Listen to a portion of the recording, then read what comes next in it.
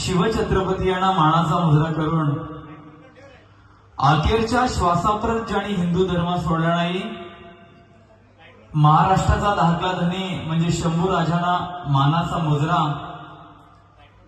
ज्या राष्ट्रमाता धर्ममाता जिजाबाई साहेबांचं इच्छा होती नव्हे, अखंड स्वराज्य व्हावं एतोश्रींची इच्छा, अशा स्वराज्याच्या जनिता राष्ट्रमाता जिजाऊ साहेबांना प्रणिपात.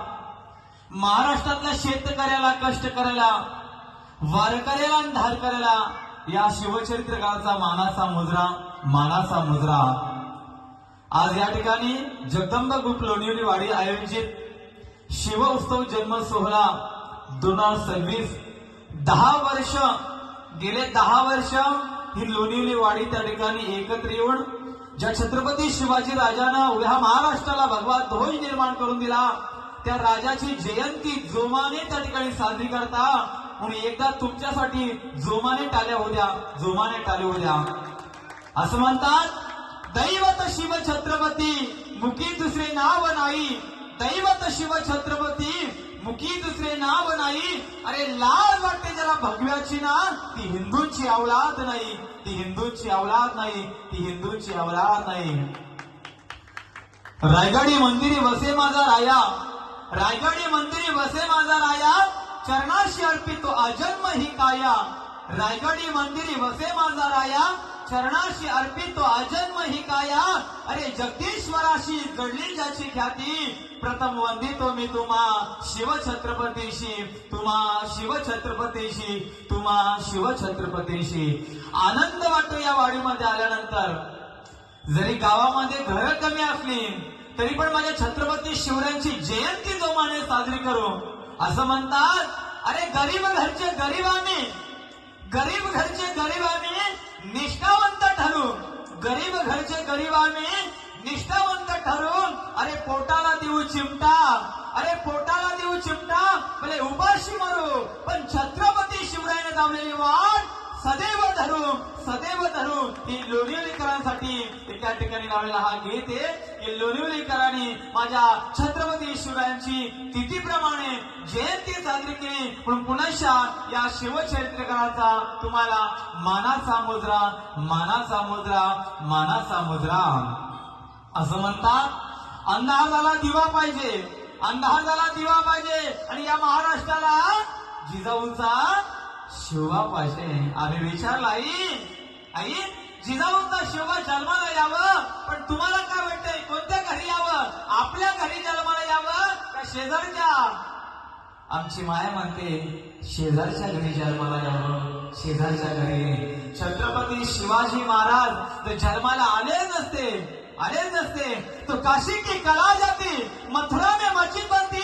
अगर एक शिवा नहीं होता तो सबकी सुन्नत होती, सुन्नत होती, सुन्नत होती. मग कोणी बिस्मिल्लाह, मग दस्तुल्लाह आणि दसमल्ला. मग कोणी सते महाराज नसते, कोणी पाटील नसते, कोणी मालुसरे नसते, कोणी काही काकडे बाबा नसते. आमचे सगळे फाजल खान, कोणी अफजल खान, कोणी कोणी असतं. पण हे माझ्या छत्रपती शिवरायाने तुमच्या आमच्यावर केलेली कृपा आहे. म्हणून सागराचे पाणी कधी आटणार नाही, सागराचे पाणी कधी आटणार नाही, शिवरायांची आठवण कधी मिटणार नाही. हाच जन्म काय 1000 जन्म झाले तरी शिवरायांचा नाद कधी सुटणार नाही, सुटणार नाही. म्हणून म्हणतोय की प्रत्येक ठिकाणी 350 वर्षापूर्वी उभ्या महाराष्ट्रामध्ये अंधकार वाढला होता. तो अंधकाराचा नाव होता, त्या अंधकाराचा नाव होता आदिलशाही, त्या अंधकाराचा नाव होता कुतुबशाही, त्या अंधकाराचा नाव होता द्रविड, त्या अंधकाराचा नाव होता ब्रिटिश, त्या अंधकाराचा नाव होता यवन. आणि त्या यवनाने धंगा नाद मारला होत्या उभ्या महाराष्ट्रातल्या माय माऊलीच्या कपाळाचा कुंकू, अंगणातली तुळस आणि मंदिराचा कलश असा उधळून घातला होता. काही करावं कलेना, अरे कोणी यावं, कोणी यावं, आमच्या माय माऊलीच्या हाताला पकडावं आणि भार रस्त्यामध्ये आबरूचे धिंडोळे काढावे. कारण त्यावेळेला स्वराज्याला जाणता नव्हता, त्यावेळेला स्वराज्याला अधिपती नव्हता, त्यावेळेला स्वराज्याचा पोशिंदा नव्हता. कोणी यावं आमच्या माय माऊलीच्या हाताला पकडावं आणि आबरूचे धिंडोरे काढावे. या रयतेला स्वराज्याला या पोशिंदा नसल्या कारणाने आणि अंधकार बांधला होता. चारी बाजूने घेरलं गेलं होतं. जणू काही रुपयाच्या कॉईन मध्ये हिंदू गाडले होते. कोणी सणवान साजरे करत होते. रयत घाबरली होती. तरी खोऱ्यामध्ये रेत पसरली होती. का आता येवण येतील आणि हिंदूंच्या आई बहिणींच्या आबरूचे धिंडोडे काढतील. घडला प्रसंग. पाहता 350 वर्षापूर्वी जाधव घराण्यामध्ये एक लेख जन्माला आई. काय हो नाव त्या लेखीचं? बोला. आमच्या जिजाऊ आहेत कुठं? आमच्या जिजाऊ अडकल्या इंस्टाग्रामला. आमच्या जिजाऊ अडकल्या फेसबुकला.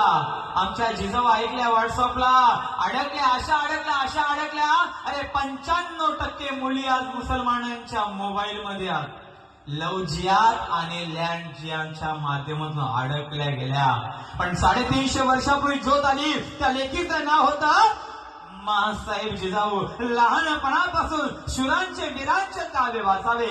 महाभारत वाचावं, रामायण वाचावं, तुकोबरांची गाथा वाचावी, ज्ञानोबरांची ज्ञानेश्वरी वाचावी आणि त्या ग्रंथामध्ये ज्या वेळेला धर्मावर रासवी. यदा ही धर्मस्य ग्लानिर् भवति भारत किंवा धर्म रक्षावया अवतार घेसी आणि आपुल्या पालिसी भक्तजना या युक्तीप्रमाणे मासाहेबांनी शुरांचे वीरांचे काव्य वाचावे. आणि पाहता यवनांची टोळी यावी आणि त्या यवनांच्या टोळीनं पर बाजारामध्ये हिंदूंच्या युवतीला उचलावी आणि अब्रूचे धिंडोरे काढावे. एकही मर्द मराठा मावला पुढे येत नव्हता. कारण काय असावा? यवन चपकेशी तलवारीचा वार करावा, हात छाटावा, मुंडके छाटावे. कारण यवनांचा धमाकूल होता. 350 वर्ष मासाहेबांनी पाहिलं. या रयतेला पोशिंदा नाहीये, या स्वराज्याला जाणता नाहीये. या उभ्या महाराष्ट्रामध्ये हिरवी चादर पाहले गेले. तिला भगवा ध्वज लावेल कोण? म्हणून लहानपणापासून ज्या माझ्या मासाहेबांनी शुरांचे वीरांचे काव्य वाचावे त्या मासाहेबांच्या डोळ्यामध्ये आग पेटत होती. अरे कोणी यावं आमच्या मंदिराचा कलश फाडावं. कोणी यावं आमच्या मंदिरातल्या देवदेवताची विटंबना करावी. मासाहेबांनी डोळ्यानं पाहिलं. मासाहेबांच्या डोळ्यामध्ये आग होती. पण करावं काय? या लहान वयामध्ये करावं काय? तलवार घ्यावी.